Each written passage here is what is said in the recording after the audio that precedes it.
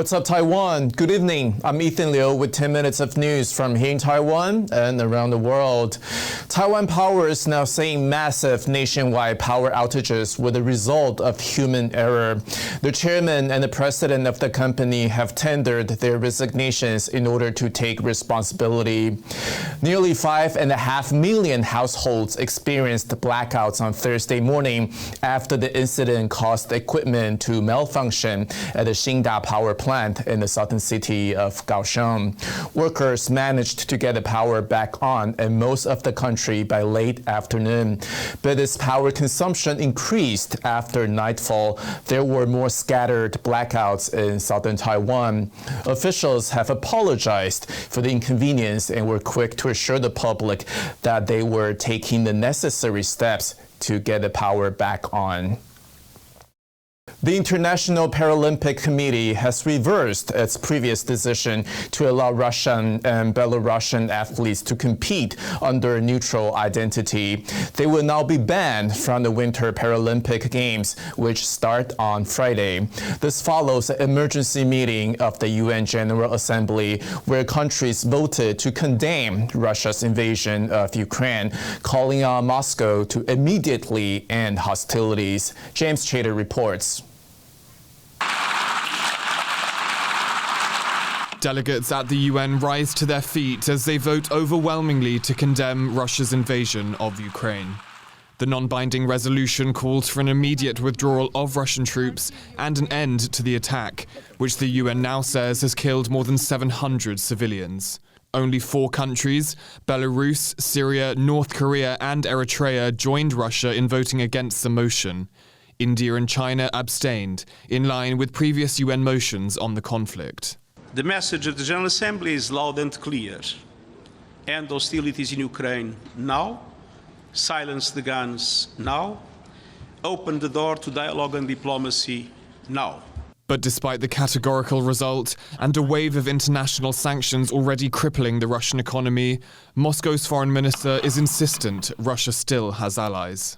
Moscow has escalated assaults on key Ukrainian cities, with devastating shelling continuing in Kharkiv and Kyiv. Це вже за межею людяності. Такий ракетний удар свідчить, що для багатьох людей в Росії наш Київ абсолютно чужий.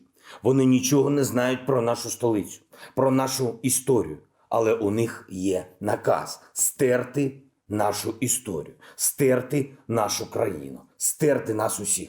The intensifying bombardment of Ukraine's 2 largest cities comes as Russia took control of the southern port city of Kherson, the first major city in the country to fall to Russian forces. Kherson sits between Crimea and the major port city of Odessa. Analysts say this will allow Russia to control more of Ukraine's southern coast and use it to push further north into the country. But as Russia appears determined to continue its assault despite international isolation, those on the ground hold on to hopes for a ceasefire. Patrick Chen and James Chater for TaiwanPlus. In less than 2 days, Taiwan managed to raise nearly $3 million for Ukraine in its struggle against the Russian invasion. Bing Wang reports. Inspired by the international push to provide humanitarian relief to Ukraine, Chen Junze is volunteering to make Ukrainian flags. His community is selling them, and all proceeds will go to supporting the Eastern European country. The flag sold out almost immediately. 虽然他那个整个经费可能没有办法募到很多，可是我们希望给他们一点点温暖，那鼓励他们的士气。 Chen is one of many people in Taiwan doing what they can to raise funds for Ukraine.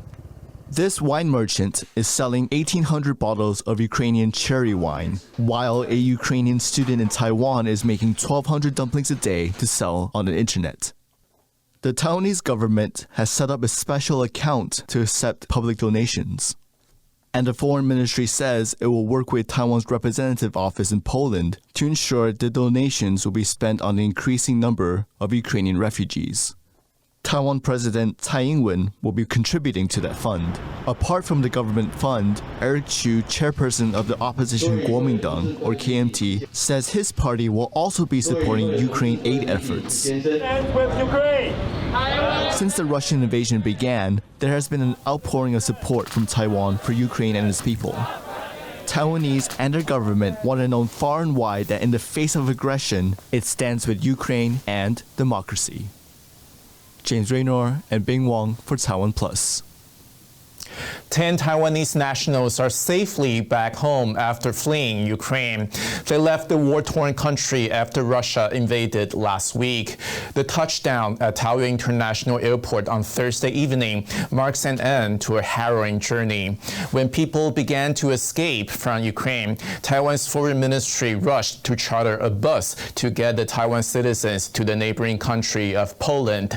They were then delayed in Turkey, with airline officials preventing them from flying without a COVID test.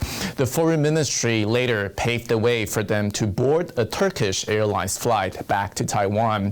While the travelers are safe and sound, they'll still need to undergo 14 days of quarantine before they can see their families. Former U.S. Secretary of State Mike Pompeo was recognized by the Taiwan government on Thursday for his contributions to deepening Taiwan-U.S. ties. The former top U.S. diplomat was presented with the civilian award, the Order of Brilliant Star, by Taiwan President Tsai Ing-wen. Pompeo is in Taipei as part of his first trip to Taiwan. His remarks at the award ceremony centered on the need for strong democracies, especially in light of Russia's invasion of Ukraine. Earlier, TaiwanPlus's Inkavat spoke with Miles Yu, the former China policy advisor to Pompeo, who is part of the visiting delegation. Yu is now a senior researcher at the Hudson Institute. He began by talking about how Pompeo views Taiwan. Secretary Pompeo sees Taiwan as a shining example of what a free people can do. And so this is one of the reasons why he must feel like a homecoming, because it's not necessarily culturally speaking, but in terms of value and principle. You were senior policy advisor on China to Mike Pompeo, and the Biden administration has continued a tough stance on Beijing. Could you explain how their policy on Taiwan has changed? Well, I think, the national consensus in the United States politics on China has been extraordinary, even miraculous, because you don't see this kind of consensus often at all. Across the aisles of the Congress, in all industries, business, academia, and even in government, you see this extraordinary common understanding of the threat posed by the Chinese Communist Party, not only to the freedom and the democracy of the United States, but also to the world. I think what China does really matters. We cannot really do nothing if a Chinese government locked up 1 million plus Uyghurs into concentration camp. That's what happened for decades. We normally don't do protest as vigorously as we did during the Trump administration. Many of the problems in this troubled relationship, they were there for decades. However, we don't have a national leader courageous enough to make the move to actually reverse the direction of U.S.-China relationship. Delegates at an annual UN conference in Nairobi have passed a historic agreement aimed at ending plastic pollution around the globe.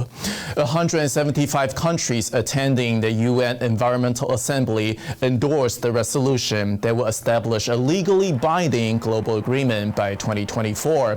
It would tackle the production, design, and the disposal of plastics that now pollute the world's land, oceans, and rivers. The United Nations calls it the most significant environmental accord since the Paris Climate Deal of 2015. Thank you for watching What's Up Taiwan. I'm Ethan Liu. Finally today, we leave you with pictures of a massive puppet porcupine, built as the world's largest, that was unveiled in Los Angeles. Remember to download the TaiwanPlus app for more stories from Taiwan and around the world. See you next time. Take care.